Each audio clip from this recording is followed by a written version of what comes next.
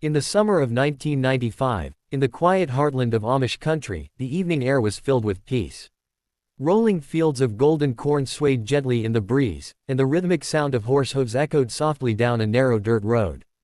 Two young Amish sisters, dressed in simple bonnets and long dresses, climbed into their family's wooden wagon. Their horse, a gentle brown mare, gave a snort as if eager to set off. The girls giggled to each other, their laughter carrying lightly through the warm air. To anyone watching, it was an ordinary moment, the kind of scene that played out countless times in their community, a routine trip to the nearby market before nightfall. Neighbors waved as the wagon rolled past. The sisters returned the gestures with shy smiles, their innocence reflecting the simplicity of Amish life, untouched by modern noise. The wooden wheels creaked in rhythm with the horse's steady pace, and the girls leaned close to each other, whispering secrets and pointing at fireflies that had just begun to flicker in the fading light. Above them, the sun melted into shades of orange and pink, casting a soft glow over the barns, silos, and endless farmland. For the community, such evenings were ordinary, peaceful, and safe. Parents often let their children travel short distances, knowing that neighbors were always nearby, watching, caring, and ready to help if needed. There was no reason to believe that night would be any different. But as the wagon moved further from home, down the winding dirt road that cut between thick rows of corn and patches of dense woods, something unseen hung in the air. No one could have predicted that this simple journey, two sisters riding off with smiles and laughter, would mark the last time they were ever seen alive. The wagon rattled gently along the gravel road, the sound of iron rims against stone carrying across the fields. The sisters sat side by side, their small hands resting on their laps, bonnets tied neatly beneath their chins. Every so often, they would look up and wave at familiar faces, neighbors working in their gardens, farmers leading cattle back to the barn, children playing barefoot in the grass. Each wave was returned with warm smiles, for in the Amish world, community meant family, and everyone knew everyone else. Their horse trotted at a steady pace, the reins loose in the older sister's hands. She was proud to guide the wagon, her younger sibling watching her with admiration. As they rode, they spoke of simple things, what treats they might see at the market, which friends they might meet along the way, and perhaps, what stories they would share at bedtime once they returned home. Their voices were soft, carrying the innocence of children whose world was defined by faith, family, and the steady rhythm of rural life. The sky above shifted into hues of violet, the first stars peeking through the velvet of twilight. The air was alive with the scent of hay and the chirping of crickets hiding in the tall grass. Fireflies blinked like tiny lanterns, dancing alongside the wagon, delighting the younger sister who pointed and laughed at their magical glow. To the neighbors who watched them disappear down the dirt road, it was a scene of pure serenity. Just another evening in a place where time seemed to move slower, where dangers of the outside world felt impossibly far away. But as the wagon rolled further from sight, down the winding road that dipped into shadow, no one realized that this would be the final memory of the girls in their community's eyes. The simple image of two sisters waving from their wagon would forever be etched in the minds of those left behind. As twilight deepened, the small farmhouse where the sisters lived glowed with the warm flicker of lantern light. Their parents sat by the kitchen table, the mother knitting quietly while the father read from a worn Bible, occasionally glancing at the clock that ticked steadily on the wall. The sisters should have been home by now. A trip to the market was never long, an hour or two at most, but the night air was growing colder, and the road outside remained eerily silent. At first, there was no alarm, only mild worry. Perhaps they had stopped to help a neighbor, or maybe the horse had slowed its pace. The Amish were known for their patience, for trusting in God's timing. But as the minutes stretched into an hour, and then another, unease began to creep into the household. The father stepped out onto the porch, lantern in hand, his eyes straining against the darkness for the faint outline of a wagon. Nothing. Only the distant croak of frogs and the whisper of wind through the cornfields. Word spread quickly in the community. Neighbors lit their own lanterns, stepping out to the dirt roads, calling softly into the night. A small group gathered with concern etched on their faces. The horse and wagon could not have simply vanished, someone, somewhere, must have seen them pass. Yet, as each family checked their fields, barns, and roadsides, there was no sign of the sisters. An unsettling hush fell over the searchers. This was a community unaccustomed to fear. In Amish country, danger rarely lurked, for the bonds of trust and safety were strong. But that night, as mothers clutched their children closer and fathers whispered prayers beneath their breath, the realization grew heavier with every passing moment: something was terribly wrong. The sisters had disappeared into the night, and no one could explain how. By midnight, the quiet countryside had transformed into a search ground. The local sheriff's deputies arrived, their patrol cars parked awkwardly along the edge of the dirt roads, red and blue lights reflecting faintly against the darkened barns and silos. For the Amish, who lived without electricity or modern machines, the flashing lights and the hum of engines felt foreign, almost intrusive. Yet no one questioned their presence. Help was needed, and needed desperately. Deputies walked side by side with farmers, their lanterns and flashlights sweeping across the fields. Horses whinnied nervously as strangers passed by, while dogs barked at shadows, straining at their leashes to sniff the ground for a trail. Search parties fanned out across the farmland, their calls of the girls' names echoing into the night, swallowed by the dense woods that bordered the community. The sheriff, a broad-shouldered man with years of service behind him, questioned the parents gently, taking down details in a small notebook. What time had the sisters left? Which road had they taken? Did they ever stray beyond the usual paths? The parents answered as best they could, but their voices quivered, grief already trembling at the edges of their words. Through the night, the search widened.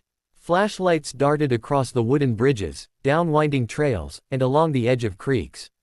Every rustle of leaves made hearts leap. At one point, a neighbor thought he heard the distant squeak of wagon wheels and shouted for others to follow, but when they reached the sound, it was only the creak of old branches swaying in the wind. Hours dragged on with no result. By dawn, the exhausted searchers gathered back at the farmhouse, their faces pale, their eyes hollow from worry. The horse, the wagon, the sisters, none of them had been found. It was as if they had vanished into thin air. The sheriff gave his final orders for the morning, promising to return with more men and more resources. But as he drove away, dust rising from the gravel road, the Amish community was left in stunned silence. They had always believed their world was safe, untouched by the evils of the outside. That belief was now fractured, replaced by a chilling uncertainty. Something dark had touched their land, and it had stolen away their children. Days turned into weeks, and the once lively Amish community fell under a cloud of sorrow and unease. Posters with the sisters' likenesses, simple sketches made by hand and copied for nearby towns, were quietly distributed by the sheriff's office. In surrounding communities, the news spread quickly: 2 young Amish girls, gone without a trace, along with their horse and wagon. For those outside the Amish world, it became a sensational story, whispered in diners and printed in small-town newspapers. For the Amish themselves, it was a wound that would not heal. Neighbors continued to search long after the official teams pulled back. Men walked miles through cornfields, scouring the ground for wheel tracks that might have veered off the road. Others climbed the wooded hills, their lanterns glowing like fireflies as they scoured caves, barns, and riverbanks. Women baked bread and prepared meals for the searchers, all the while fighting back tears each time they saw the empty road. Children were kept closer than ever before, not allowed to wander from their parents' sides. The sense of freedom that once defined the community had been replaced with a quiet fear. Rumors began to take root. Some whispered that outsiders may have come through and taken the sisters, pointing to strange cars seen near the highway that summer. Others believed the girls might have run into an accident, their wagon plunging into some hidden ravine or sinking in the river. Still others leaned into darker possibilities: foul play, a crime hidden beneath the quiet surface of Amish simplicity. But with no tracks, no belongings, and no sightings, every theory dissolved into frustration. The silence of the countryside became unbearable, a reminder that the land held secrets it refused to reveal. As weeks turned into months, the sheriff's office officially declared the case cold. To the families and neighbors, this was unthinkable. How could 2 children and their entire wagon simply vanish? The Amish did not speak loudly of their pain, but in their evening prayers and Sunday hymns, the sisters' names lingered. Hope remained, fragile but alive, that one day God would guide them back home. The seasons passed, yet the ache of absence remained sharp. By the following year, the sisters' disappearance had become more than just a memory. It was a shadow that hung over every gathering, every Sunday service, every quiet evening when lanterns glowed in farmhouse windows. Life in the Amish community went on. Fields were plowed, barns were raised, children were born, but underneath the rhythm of daily work, grief lingered like a silent guest who refused to leave. Each anniversary brought with it both sorrow and renewed hope. On warm summer nights, when the fireflies once again filled the fields, families whispered about the girls, remembering their laughter, their shyness, the way their wagon wheels squeaked faintly as they rolled down the lane. Parents clutched their children closer, unwilling to let them travel alone, breaking traditions that had long been held without fear.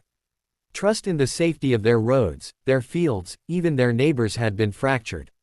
From time to time, law enforcement revisited the case, prompted by tips from outsiders or articles in the press. Deputies knocked on doors, asked familiar questions, searched familiar places. Each time, the hope surged, and each time, it drained away when no new answers came. The case, for them, was just another unsolved file gathering dust. For the Amish, it was a daily wound, reopened every morning when the sisters' empty chairs sat at the table. In the broader world, the story became part of local legend. Travelers passing through whispered about the Amish girls who had vanished, their tale retold in hushed voices at diners and gas stations. Some spoke of kidnappers, others of hidden accidents, while a few even leaned toward ghostly explanations, believing the land itself had swallowed the wagon whole. Yet within the community, the faith remained. In their hymns, the Amish prayed that one day the truth would emerge, that God's hand would guide them to understanding. But as 9 long years rolled by, the silence only deepened, and the mystery remained locked away. Until one day, far from the fields where the girls were last seen, an unexpected discovery stirred everything awake again. It was the summer of 2004, nearly 9 years since the sisters had vanished. For most, the case had become a fading story, spoken of in quiet remembrance but no longer active in the sheriff's office. But miles away, at the edge of town, a group of young urban explorers made their way through the woods toward an abandoned mine that had been sealed decades earlier. The mine was a relic of another era, its wooden beams weathered and cracked, its entrance partially hidden by brush and creeping vines. The explorers carried flashlights, their beams cutting through the dusk as they slipped past a rusted warning sign that leaned crookedly against the rocks. For them, it was adventure, a chance to chase the thrill of stepping into forbidden ground. They laughed nervously, their voices bouncing off the cavern walls as they descended deeper into the earth. The air grew colder, damp with the smell of rust and stone. Water dripped steadily from above, echoing like a heartbeat in the silence. The further they went, the more unsettling it became. Old mining equipment lay scattered in the shadows, broken carts, rusted tools, lengths of abandoned track disappearing into darkness. The explorers pressed on, their excitement tinged with unease. Each crunch of gravel beneath their boots sounded too loud, too final. Then, as one of them swung a flashlight across a wide chamber, the beam froze. His breath caught. At first, it looked like nothing more than a pile of wood and metal, collapsed and forgotten. But as the dust settled in the beam of light, the outline sharpened into something undeniable, a wagon. A wooden wagon, its frame sagging with rot, its wheels broken, its once smooth surfaces coated in a thick skin of dust and cobwebs. The group fell silent, their laughter evaporating into dread. They stepped closer, slowly, cautiously, the crunch of their steps amplified by the cavern's hollow air. And with every step, an icy realization grew heavier in their minds: this was no ordinary relic. This wagon didn't belong in a mine. It belonged to someone who had vanished long ago. The explorers hesitated at first, their flashlights trembling in their hands as the beam swept across the wagon. Dust floated in the still air like tiny ghosts disturbed from their slumber. One of them whispered, "No way," but his voice was barely audible, swallowed by the cavern's hollow silence. They edged closer, boots crunching on loose gravel. The wooden wagon sat crooked against the stone wall, its once sturdy frame now warped and sagging with decay. Cobwebs hung thickly across the wheels, glistening in the flashlight beams like strands of silver. The leather reins, cracked and brittle, still clung to the front where a horse once would have been harnessed, though no animal remained. One explorer brushed away layers of dust with his sleeve, revealing faint carvings along the wagon's side, Amish handiwork, unmistakable in its simplicity and design. The air seemed to grow heavier with the realization. This wasn't just any wagon. This was the wagon that had disappeared almost a decade earlier, the one tied to a mystery that had haunted the Amish community for years. As they circled it, their lights caught on details that made their skin crawl. The seats inside had collapsed inward, the wood splintered and rotting. The wheels were shattered, as if the wagon had been forced through a place it didn't belong. In the corner of the cavern, an old lantern lay rusted and broken, its glass shattered into tiny fragments. The explorers exchanged uneasy glances. None of them dared to say what they were thinking, but the weight of it was clear in their eyes. How had the wagon ended up here, buried deep inside an abandoned mine where no Amish family would ever go? And more terrifying still, where were the sisters? One of them reached for a phone, their hands trembling as they dialed for help. The thrill of exploration had vanished completely, replaced by a sickening dread. They had stumbled upon something far larger than themselves, something that reopened a mystery thought long forgotten. By the time deputies and county investigators arrived at the mine, word had already spread. The explorers waited at the entrance, pale and shaken, their voices quivering as they recounted what they had seen. No one wanted to go back inside, yet curiosity and duty drove the officers forward. With stronger lanterns and gear, they entered the dark cavern, their footsteps echoing against the cold stone walls. When the beams of their lights finally fell upon the wagon, the chamber grew still. Even hardened investigators, men who had seen car wrecks, farm accidents, and violent crime, stood frozen in silence. The wooden frame slumped against the rocks, broken and decayed, yet it carried a weight greater than anything they had encountered in years. The dust-covered wagon was not just a relic of Amish life, it was a piece of the puzzle that had haunted the county for nearly a decade. The sheriff stepped closer, brushing a gloved hand across the sideboard. Beneath the grime, he saw the craftsmanship, the unmistakable signs of Amish carpentry. He exhaled slowly, his breath clouding in the cold air. "It's theirs," he muttered under his breath, the confirmation hanging heavy in the cavern. Photographs were taken, every angle documented under harsh flashes of light. The shattered wheels, the broken seats, the rusted lantern lying nearby, each detail carefully logged. Officers whispered among themselves, debating how the wagon had ended up in such a place. There were no roads leading into the mine, no clear path that could explain how a horse and wagon would have ever reached this chamber. Outside, more vehicles arrived, their headlights cutting through the trees. The Amish community, too, had gathered, standing at the mine's edge with lanterns in hand. They spoke in hushed tones, their faces etched with sorrow and disbelief. For them, the sight of the wagon was not a discovery, it was a confirmation of their worst fears. The sisters had not simply wandered away. Something far darker had pulled them into this place. As the wagon was prepared for removal, investigators exchanged uneasy looks. The mystery had come alive again, more chilling than before. They had a wagon, yes, but the sisters themselves were still missing. And now, after 9 years, the question was more haunting than ever: what had truly happened that night in 1995? The wagon was slowly lifted from the cavern, its fragile frame creaking as investigators guided it up toward the surface. Dust and cobwebs shook loose, drifting like ash in the lantern light.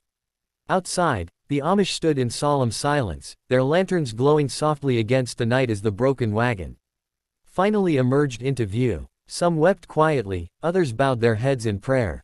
For nearly a decade, they had lived with unanswered questions. Now, staring at the familiar woodwork and simple Amish design, the reality was inescapable. This was the wagon their daughters had left home with. Authorities wasted no time. The wagon was taken to a secure facility for examination, its every detail documented with painstaking care. Investigators hoped it might hold a clue, a fragment of cloth, a hidden mark, something overlooked in the shadows of the mine. But as the hours passed, frustration grew. The wagon, though chilling in its presence, told them almost nothing about what had happened to the sisters. No tracks, no remains, no evidence of where they had gone once the